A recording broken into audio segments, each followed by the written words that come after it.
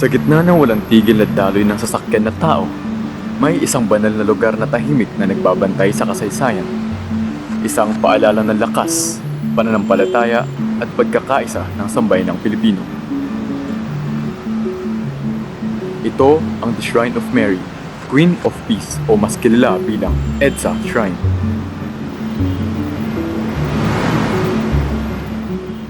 Ang Shrine of Mary, Queen of Peace o Our Lady of EDSA ay matatagpuan sa sangandaan ng EDSAs at Ortigas Avenue.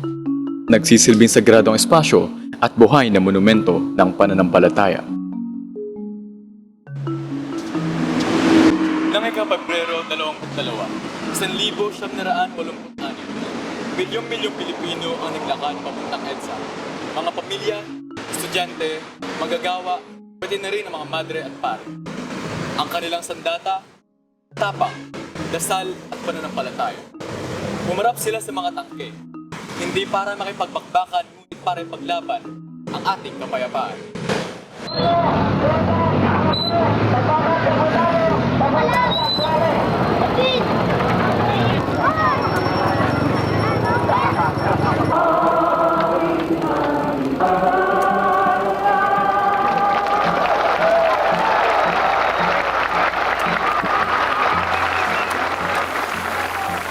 Jesus Christ sinilang because of an event, the People Power Revolution.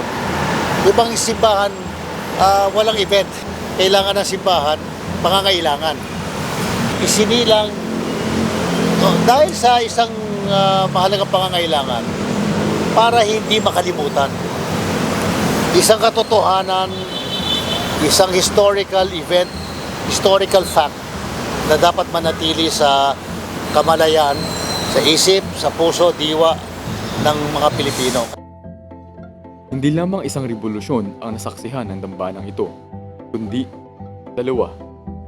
Noong ika-2001, naging sentro muli ang EDSA Shrine ng panibagong kilusang panlipunan, ang EDSA 2. Muling napuno ng mga tao ang paligid, nag-alay ng misa, dasal at nanawagan para sa muling pagbabago.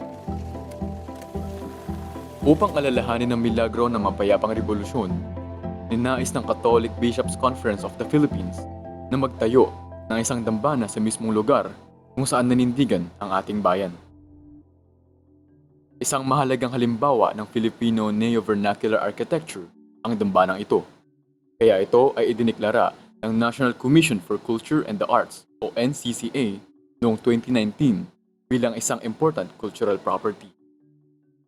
Yung EDSA Shrine is unique dahil actually it's a contemporary church, no?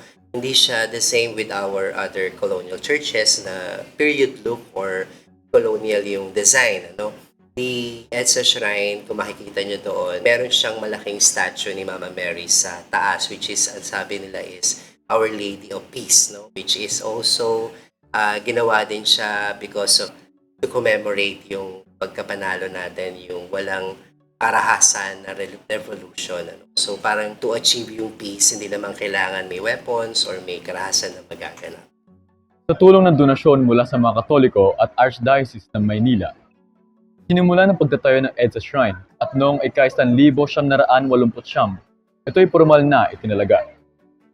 Isang pag-alala sa sambayanan na nagtagumpay sa pamamagitan ng pag-asa at alay kay Maria, ang Reyna ng Kapayapaan. Binuo ni Cardinal Jaime C. ng ideya na si Birheng Maria ang namagitan sa mapayapang pag-aalsa. Pinagkaloob ni na Ortigas at Gukong Way ang lupa at pinangunahan ng disenyo ni Francisco Muñoza o mas kilala bilang Bobby, kasama si Leandro Locsin at William Cosculluela.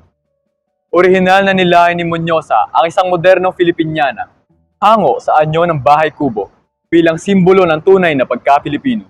Ngunit, hinirap niya ang pagtutol ng komite na nais ay disenyong Espanyol. Matatag ang kanyang naging sagot. Hindi ko magagawa iyan sa ating bayan. Sa huli, nanaig ang kanyang paninindigan. Kaya nanatiling Pilipino ang muka ng dambana ng may dangal, may lokal na anyo, at may tapang na sumasalamin sa diwa ng sambayanan. Actually, yung design niya, very inviting siya sa community dahil pagpasok mo, it's really a big wide space inside. na hindi siya intimidating, no? So, kung magdadasal ka man doon, no, napaka-inviting niya and mapi-feel mo talaga yung presence ng spiritual essence niya, no, sa loob kasi napaka-peaceful despite na maraming sasakyan sa labas, ano, since enclosed siya in air condition, no? Sa tuktok ng dambana, nakatayo ang 25 talampakang statwa ni Birheng Maria. Likha ng skulptor na si Virginia T. Navarro. Nakabukas ang kanyang mga bisig, hindi sa pangamba, kundi sa pagpapala. Tila ba'y ito isang ina na nagbabantay. Tampok sa dambana, bukod sa 10 metrong ribulto ni Maria, ay ang Flames of Freedom ni Manny Casal, ang 14th Station of the Cross ni Napoleon Abueva, ang stained glass skylight ni Eduardo Castillo, at mga mural mula sa Angono na naglalarawan ng People's Power. Sa loob, kombinasyon ng kahoy at bato at mga natural na liwanag ay lumilikha ng kapayapaan. Mga elemento nagpapatibay na sining at identidad na tunay na Pilipino. Sa paglipas ng panahon, patuloy na nagbabago ang Maynila. May tumataas na gusali, kumikipot na kalsada at lumalawak na trapiko. Pero ang EDSA Shrine, nananatili. Hindi lamang dahil ito'y simbahan, hindi lamang dahil ito'y bantayog ng kasaysayan, kundi dahil ito ay arkitektong may kaluluwa.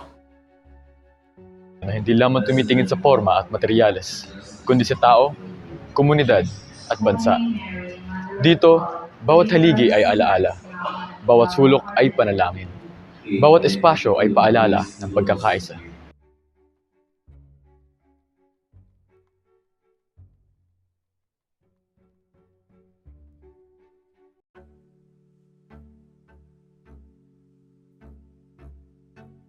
Ang EDSA Shrine ay hindi lamang isang gusali. Ito ay kwento. Kwento ng laban, pag-asa, ng pananampalataya.